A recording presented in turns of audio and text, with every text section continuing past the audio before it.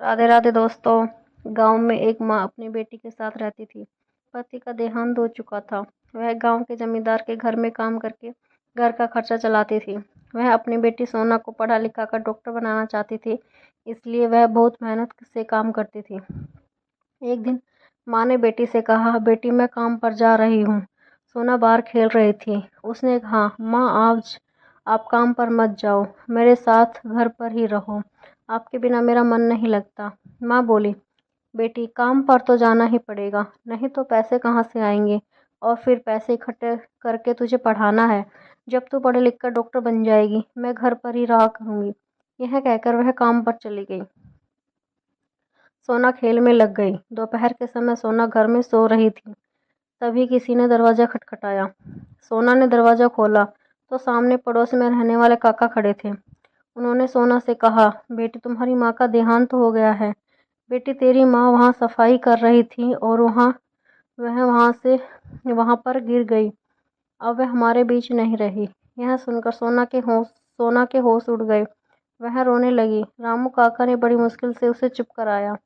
उसके चाचा चाची ने उसकी माँ का अंतिम संस्कार किया। अगले दिन रामू काका और गांव के जमींदार सोना के घर आए। उन्होंने उसके चाचा से बात की। जमींदार ने कहा, यह बच्ची अब अनाथ हो गई है, इसकी देखभाल आपको करनी होगी। इसकी माँ का देहांत मेरे घर में काम करते हुए ही हुआ है, इसलिए मैं इस बच्ची के पालन पोषण के लिए 1 लाख रुपए दे रहा हूँ। आप इसका अच्छा पालन पोषण करना। यह कहकर जमींदार ने रुपए चाचा को दे दिए। चाचा ने कहा, मैं इसका अच्छे से पालन पोषण करूंगा, आप चिंता न करें। लेकिन सोना का वहाँ मन नहीं लग रहा था। उसे अपनी माँ की याद आ रही थी। वह दिन रात रोती रहती।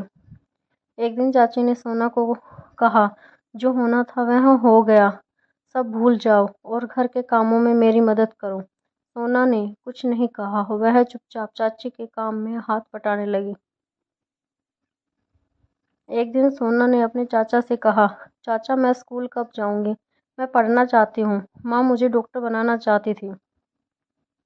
यह सुनकर गुस्से में बोला, हाँ हाँ, तेरी माँ ने तो बहुत सारा पैसा छोड़ा है तेरे लिए, जो तुझे स्कूल भेजूं।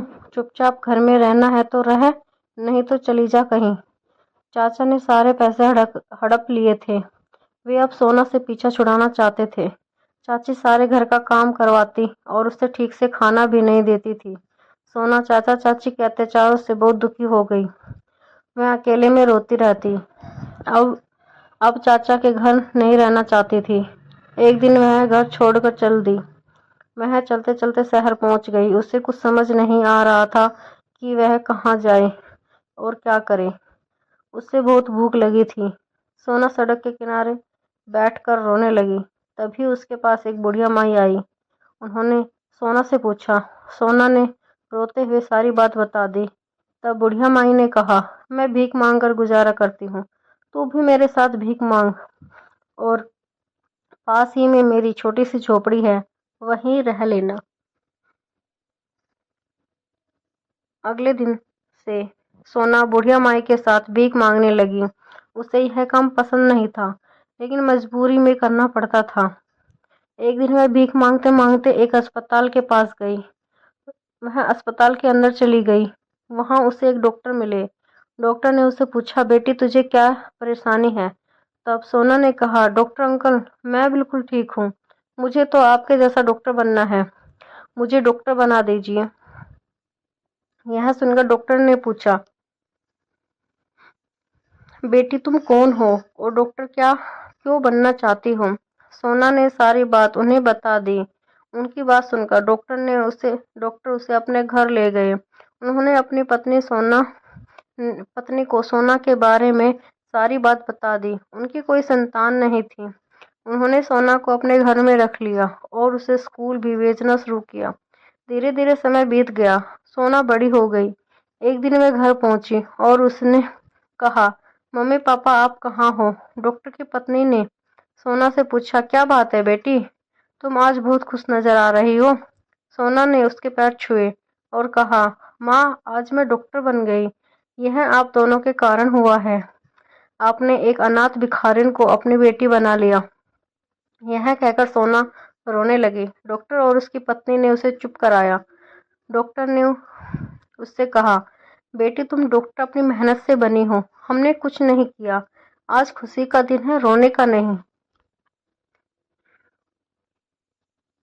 यह कहकर उन्होंने सोना को गले से लगा लिया। अगले दिन से सोना डॉक्टर बनकर अस्पताल में काम करने लगी। कुछ दिनों बाद डॉक्टर और उसकी पत्नी ने सोना की शादी करवा दी। सोना का पति भी डॉक्टर था। इस तरह सोना के अनाथ होते हुए भी उसने अपनी लगन और मेहनत से अपनी माँ का सपना पूरा कर दिखाया। मेहनत और लगन यदि सच्ची हो तो ईश्वर किसी न किसी रूप में हमारी मदद करने आ ही जाता है। हमें सिर्फ मेहनत करनी चाहिए, आगे तो हम अपने आप बढ़ जाएंगे। भगवान हमारा साथ हमेशा